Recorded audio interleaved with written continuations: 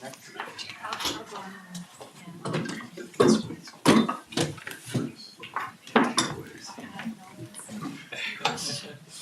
I would just say very briefly to begin how much I think, speaking for all of us, we appreciate the invitation of the Bard Graduate Center to come and have this symposium today. It's an extraordinary honor for all of us, I think, and an extraordinary occasion for us. We are all people who know sort of through email and WhatsApp and whatever that we're working on these problems, but we seldom, if ever, I mean, this is the first time I think that we've ever sat down and been in the same room and talked about these issues together at the same time and had the opportunity to react directly to one another. So this has been an extraordinary moment, I think, in the history of khipu studies, and I think it will reverberate through future generations. And it's wonderful to see we have several students who are working, in fact, beginning careers studying the khipus, and so this bodes well, I think, for the future of our studies. Just the simplest thing that I would say to begin, I mean, there are a lot of themes that come up that seem to me to sort of resonate from one paper to the next.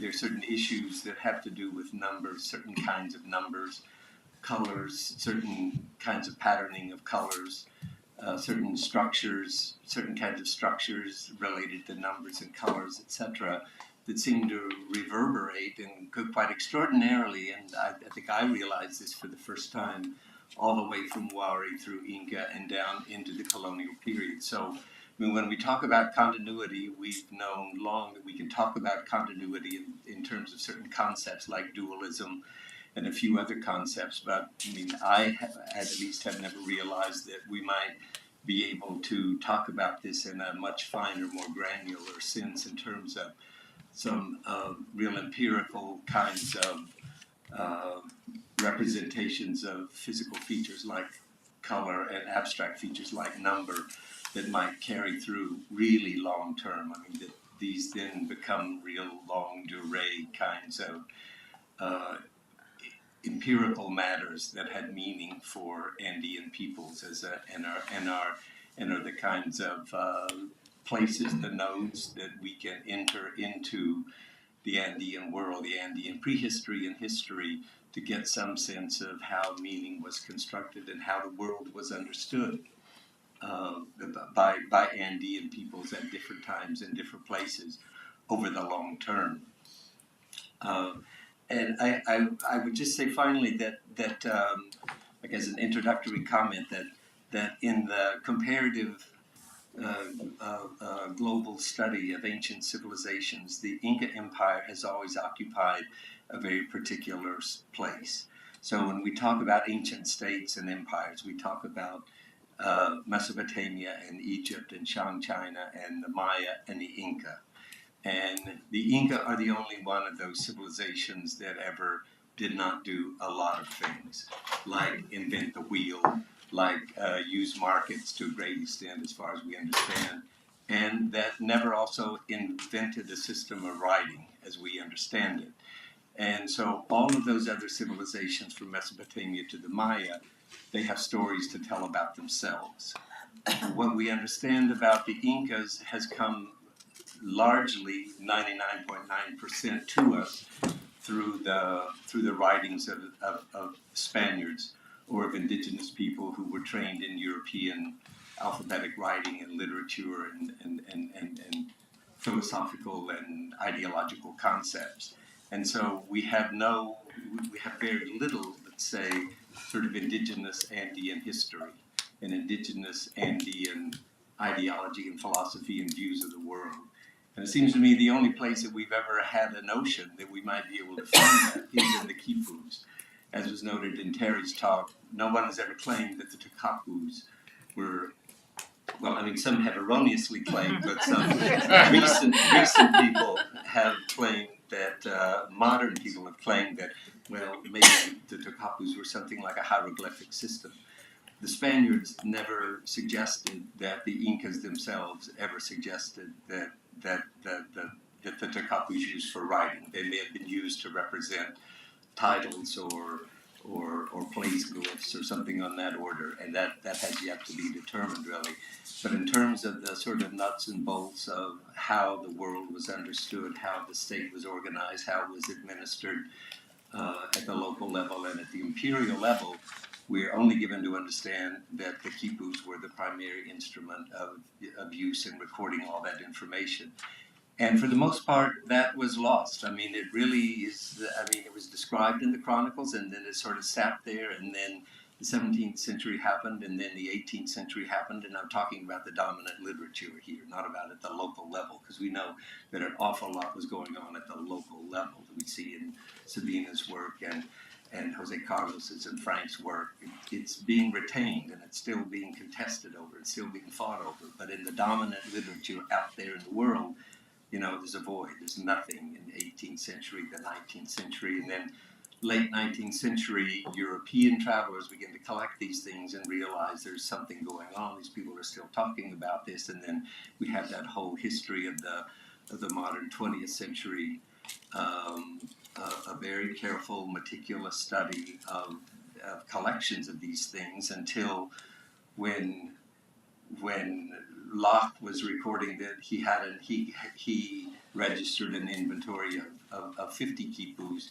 The Ashers in the middle of the 20th century said that there were about 420 quipus, and I've now inventoried 1,050 quipus. So the corpus of quipus has grown exponentially over the course of the 20th and early 21st century, and just the dedication to working very carefully, systematically, and meticulously with these things, and also doing ethnographic observations and thinking about what's happening here has opened a whole new world to how we think about the Andes now. And it just seems to me that we potentially coming at Andean studies through the quipu, that we can get somewhere new. The quipus were and I'll talk one more minute and then I'll stop.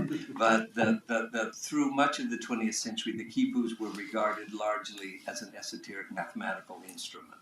And that was largely through the work of the Ashers. And Marcia Asher was a brilliant student of the quipus and made major contributions to our understanding of the quipus.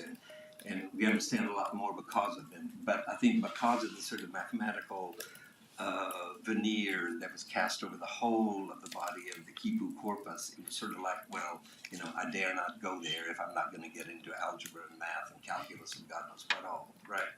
So, but then we've begun in recent years to turn the study of it more to the issue of administration and everyday life and knowledge systems at many different levels, from the imperial to the provincial to the local level. And I think with this shift, which has been influenced tremendously by the ethnographic work and the ethnohistorical research, I think we're at a very different place in how we think about the quipus and their significance for our understanding of the Andean world in the future. So, I think this has been a great event to really open up whole new ways of thinking about not just the quipus, but about the Andes, Andean culture, Andean history, Andean ways of thinking and doing. So let me stop there and let me ask you if you have questions that you would like to address to any one of us, and also... Are the panelists allowed to ask questions to... Absolutely, the panel can speak and ask questions as well. You just got your question. Would you like to start? Why don't you start, Jose Carlos? No, I had a question for Bruce. Oh. No, because I'm glad you talked about, you said think about Inka mathematics beyond counting, right? Right. And I was thinking about Gary's work on numbers, right? And thinking that, so do you think that then we can apply some of these seemingly purely mathematical, right, concepts to other realms of experience? More specifically, justice, for instance. I'm not sure about justice. I'm not sure. I'm thinking, some of the mid-colonial descriptions of khipu. Yeah, let me back up on that. I think there are issues of form that override distinctions we make among cultural and social domains. And I started to say something about that in, I think from the floor in a discussion, which is that at some point I found a repeating figure in visual art, in Inka visual art, in the way that forms are constructed. And the figure I recognized because I'd seen it in poetry and heard it in poetry. And the fact that this particular configuration seemed to cross over domains suggested to me a couple of things, one of which is that we haven't yet got either the right level of description of these domains or the right tools of description for these domains. And a lot of the figures I'm thinking about are formal and mathematical figures in the broadest sense. When I said we should not be reducing mathematics to counting or even to arithmetic more broadly, I really want that to be a challenge to all of us to actually talk to people who know something about mathematics. I'm not one of them, but I know enough to see a topology. I know enough to know that certain things are geometric that simply don't fall into counting from 1 to 9. Right. I also recognize that there's a massive commensuration problem in the way we've treated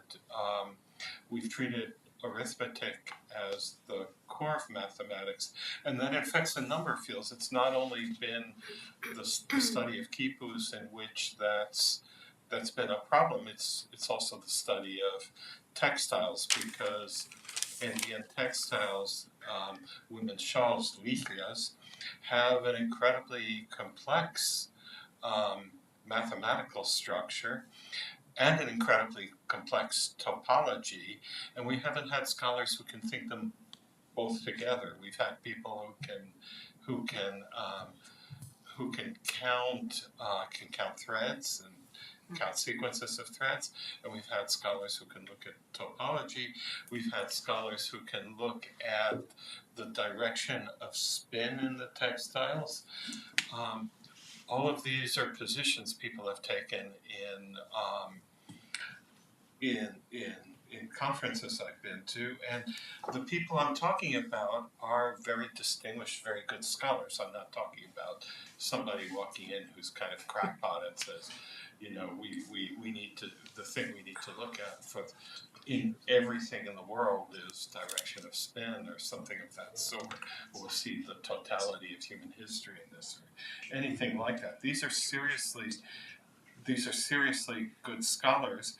What we don't have is a way to integrate all of that.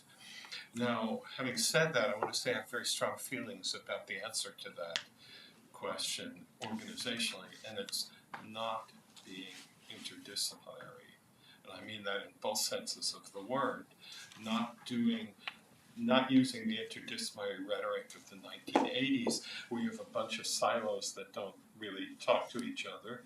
Those of you who've been, say, in an American culture program or a women's studies program over this period of time will know exactly what I'm talking about, that people will present their findings in their particular fields, and other people will say, oh, that's really nice, it's kind of like what I found in my field.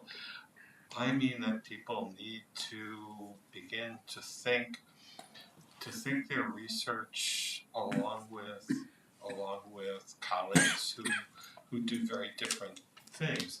I'll come back to mathematics. We have a problem there, and I'll end with that. We have a problem there because the kind of mathematician we want to get involved in the kind of work we're doing, and the one who can answer the justice question possibly, is not going to be the kind of mathematician who would be interested in talking to the likes of us. Because they'll be interested accepted in theory. But that's precisely, we have to figure out how to resolve that. Other questions up here, other comments up here? Yeah, Okay, I'd like a question of the mathematically inclined on the panel. that's John. And I'll provide a setting for this and then ask a question. At least I can see within Inka frame of thought that properties of things can result from unification, from division, or from emergence. Mm. And if we look at the khipu, we can see that I know you folks do a lot more with it than I do, but we're talking about the chords at the top being a summary of that which is at the bottom.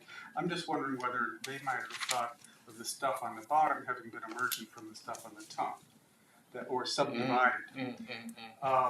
And so here comes the question, which is, if we look at that illustration of Wamampoma with the khipu and the upana. The upana is coded 1, 2, 3, 5.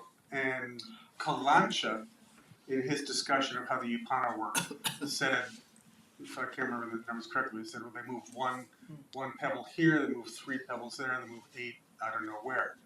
And those numbers, 1, 2, 3, 5, 8, are a Fibonacci series where each number is the sum of the previous 1, 2, 3, 5, 7, not 8. What is it? Okay. 1, 2, 3, 5, 8 1, 2, 3, 5, 8. is the Fibonacci sequence. Yeah, 5 plus 3 is 8. 5 plus 3 is 8. That's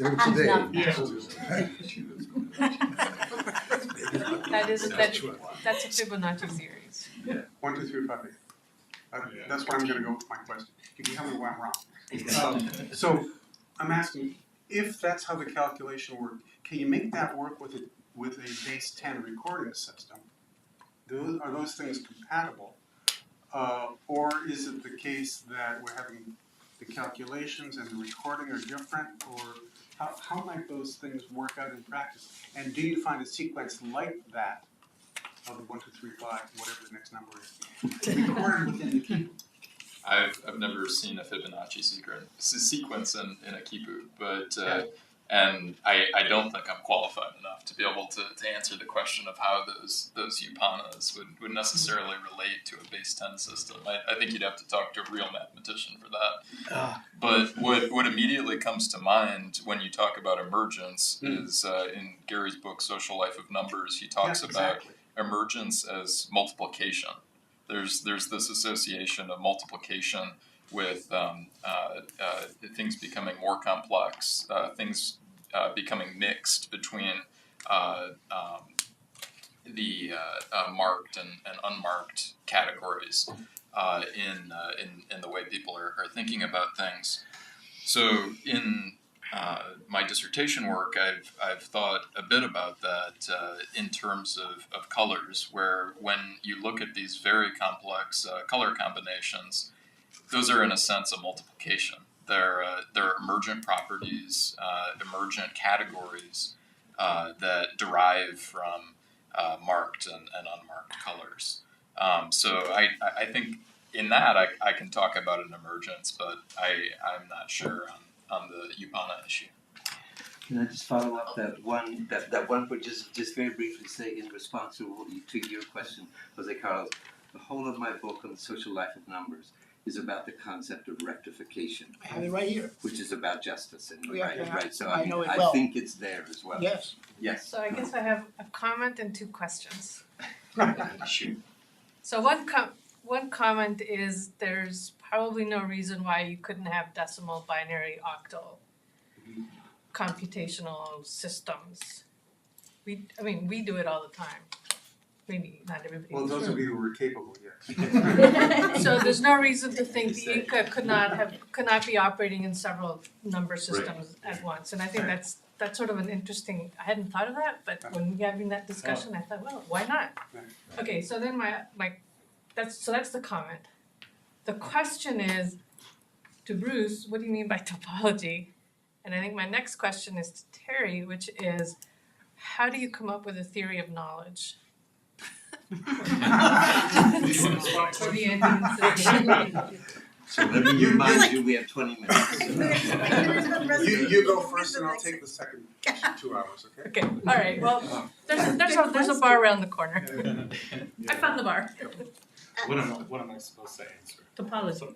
The what? Topology. Topology. What do you mean by topology? What do I mean by topology? Actually, what I mean by topology, I can go through examples of what I mean by topology. An example would be the configuration of suyus into a state, Okay. where the Incas basically didn't have a name for their state. They didn't have a name for language. Their name for their language was language. Their name for their state, if we can call it a name for a state, is parts that in their fourness make up a whole, and the fourness is the critical property that allows them to make up a whole. So they thought a great deal of the relationship between parts and wholes, and there are these formal structures that are just out there that we have a very hard time wrapping our heads around because we don't work that way. All right. Thank you. So I would like a clarification. When you say, how do you come up with a theory of knowledge, I mean, how do I do it or how do you think they did it? How do you think they did it? Okay, I don't know that they did, but let me answer that very quickly. If we look at other societies, complex societies around the world, there are formal canons, the Torah, the Talmud, the Bible, the Annales of Confucius, the Quran, which basically were agreed upon sets of writings, things to be read, that provided the means for assessing behavior, evaluating the acceptability of new propositions. Were they equivocations? Were they lies? Were they to be incorporated into the body of knowledge? So far as I know, the Incas did not have such an inscribed canon. So Darrell Wilkinson and I have written about this a little bit in a couple of papers. What we have suggested is that the Inka canon against which new propositions were evaluated was essentially the performance of received wisdom against the landscape, against places where things were understood to have happened. So essentially the process of exegesis, that is the revelation of the evaluation of this knowledge, was one of performance against accepted principles and understandings of reality. And that was constantly, I think that was constantly being challenged and changed, which is why I think, one of the reasons why I say that I think that knowledge was emergent, because it was constantly being transformed, and that had an awful lot to do with who was calling the shots in the power of Cusco.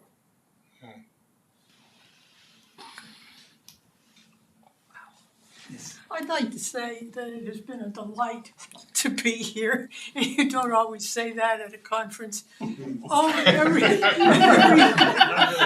Every one of you has said something very worthwhile, and I want to add what I can, starting with the Yupana, because the Yupana is the stepchild in terms of how we think about mathematics and control through the quipu. The first Yupana was recovered from Huaca Prieta.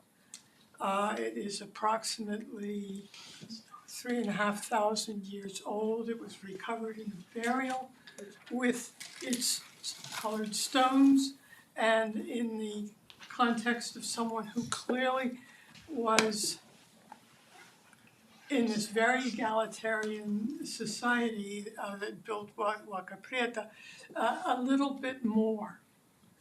And I urge you to look at the report. You can go into the index and do it through Yupana. You'll get to the description. It makes you stop and think.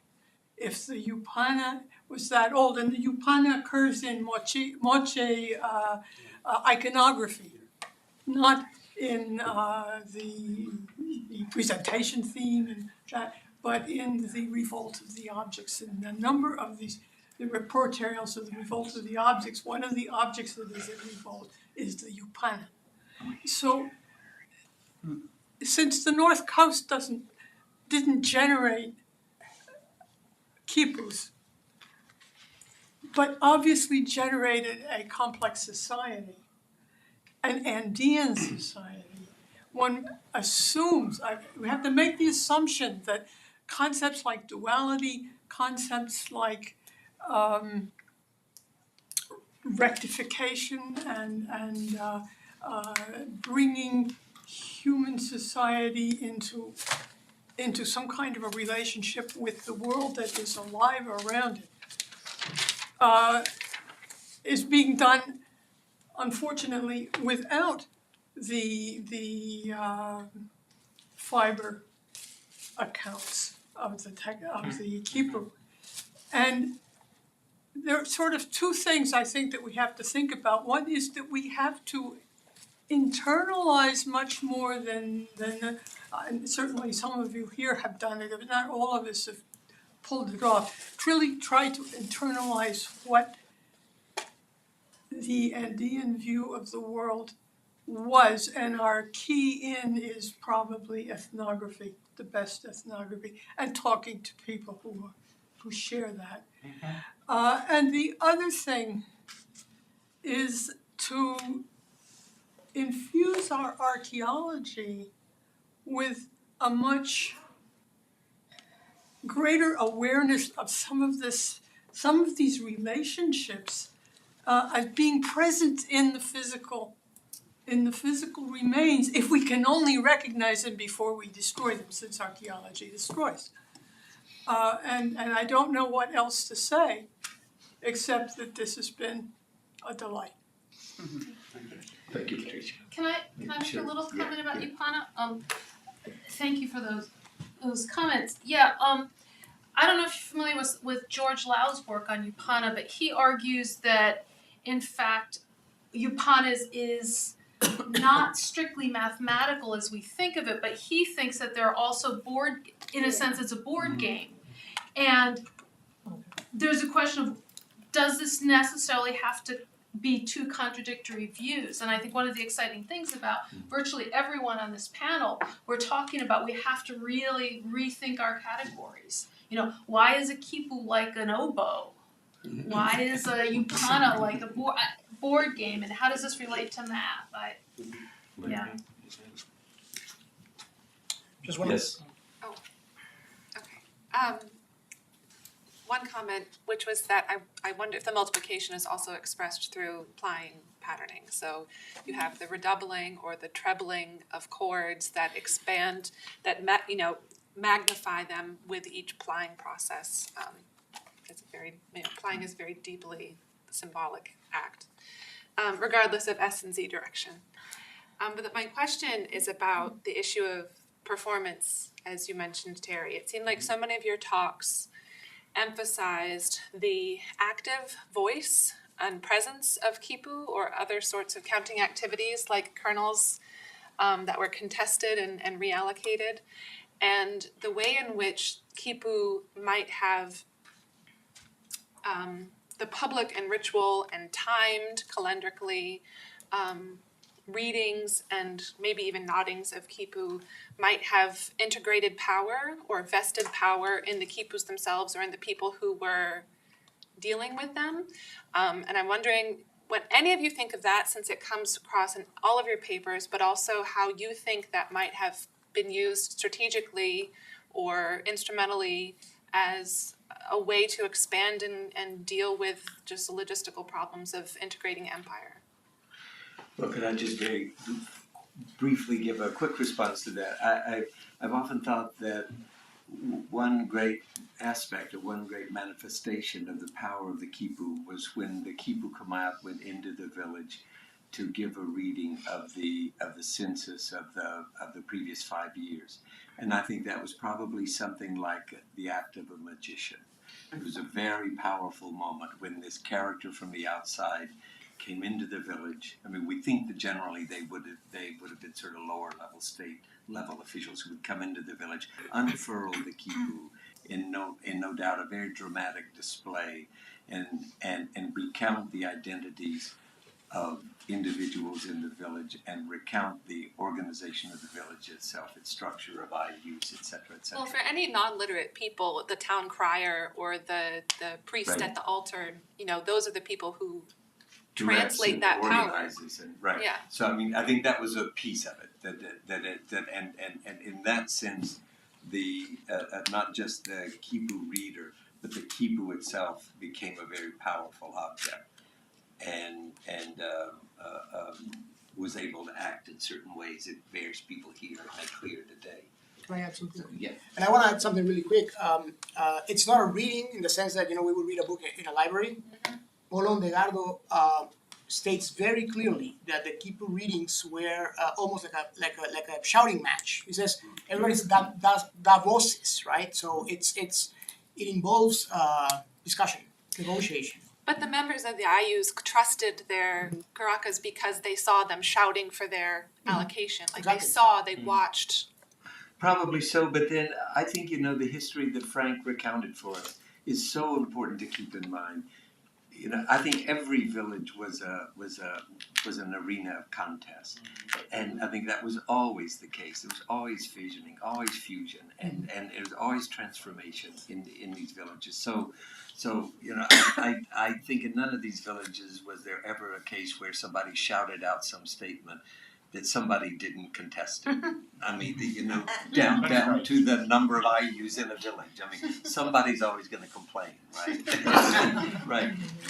And just to add to what Gary said, I should have done this a little earlier, but when that happens, people are all talking at the same time. You get a cacophony. Yeah. Right. It's like the If I could add one comment from Barbara Price, who said some years ago, the truth is not in accounts, but in account books. And basically what she was saying is that any sort of information that may be recorded may be disputable. But the fact that the information is being read through the account books is a statement of performance of power. And I think that's part of where the quipu come in here, is that the actual existence and the performance of the quipu is a way of imposing a particular vision of reality and order on the society that people are, at least for the moment, required to subscribe to, at least in their presence. Yes. Thank you very much. As an outsider to the field, I really enjoyed these presentations and found them really intriguing and accessible. So thank you for taking us into account, the non-experts. One of the things I thought was really fascinating was the discussion of color and spin direction. And I was wondering if any of you could comment on sort of the step before that, the material production of the fiber, both in terms of the gathering and the spinning, and then the production of the dyes and the process of dyeing and colorants, and what you think what implications that has for the production and form of the quipu itself. And I'm interested also in the terms thread, cord, and string, and wonder if those had particular connotations. I understand cord being the larger element, and thread obviously being the thing that composes that. And then I have a second question, and I was really struck, I think, John, in your talk about the discussion of the top bar, as an analogy between a warp, on a loom. And I'm wondering, beyond a larger question about the comparison, just is the production of the fiber similar, in both cases? If you know. I don't know about the production of the fiber and its relation to the textiles in that sense. Jeff might know better than I, but there's definitely a connection between the textile tradition and those little devices. You see the same exact sort of relationships between the colors as well, and some of these ethnographically observed weaving communities where you have light colors associated with unmarked categories and with like masculine entities, black dark colors with marked categories, female, and then their combinations being seen as some sort of a child, and some sort of a product of those. So in terms of the actual production of those, I can tell you what we find at Inkawasi in the production context of these quipus is you'll find just a bunch of raw cotton fiber. This is all the cotton fiber that you find on the ground is all undyed. It's just natural color cotton fiber that would have been harvested as such, and then presumably they were spinning the yarn on site and then applying the cords as such. It seems though that the dyeing process itself wasn't necessarily happening in the kolkas, in the places where the quipus were found, because we were only finding these fancy dyed cords already pre-made. We weren't finding any evidence that they were actually performing that in the kolka. So presumably that was somewhere else, and I can let maybe Jeff talk about dyes. Yeah, I think John has it just absolutely right. We find a lot of raw cotton at archaeological sites in general, not just sites where there are quipus. But what's interesting is I have never.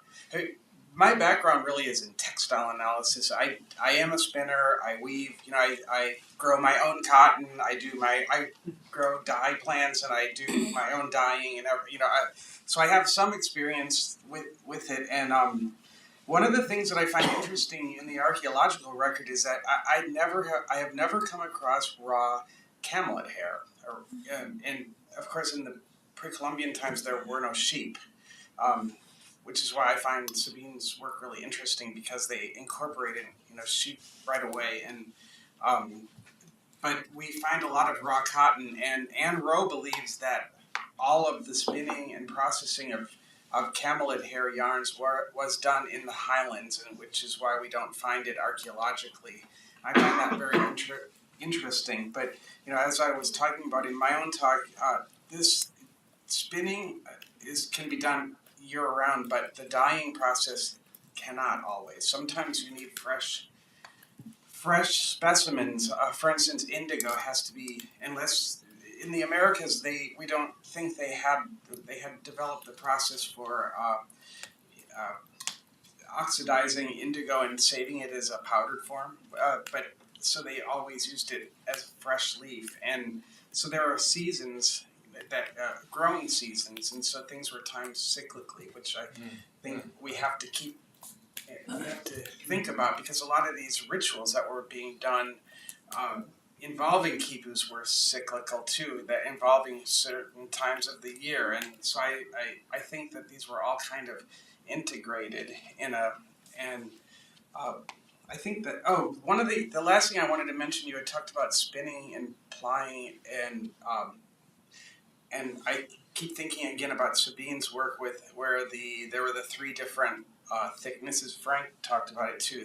Different thicknesses of cord and their softness. And we know that in pre-Columbian times and during Inca times that men and women spun differently. They used different techniques. Women usually tended to use either a drop spindle or they used spindles, and men typically spun using a stick where they twisted the cord.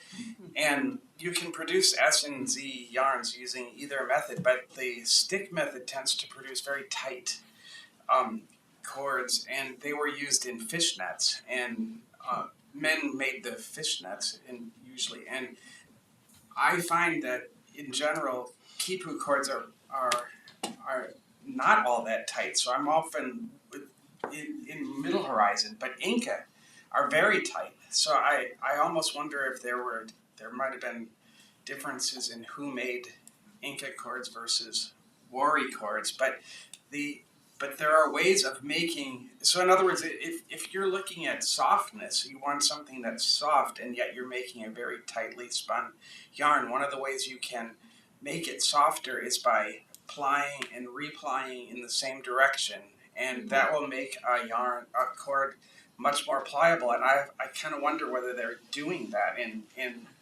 modern quipus. It would be an interesting thing to look at. There are a few cords on the Mangas quipu cord where it's in the same direction, Yes. Okay. and those of course fall apart more That's easily. right. That's right. Yeah, I saw the same fact and the same result. Interesting. Yes, that's right. Other questions?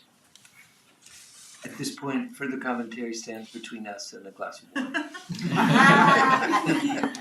Although, we invite further commentary. With a glass of wine.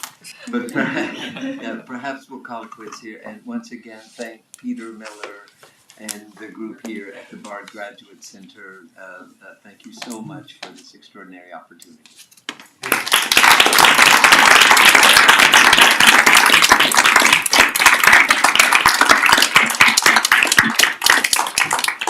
Well done.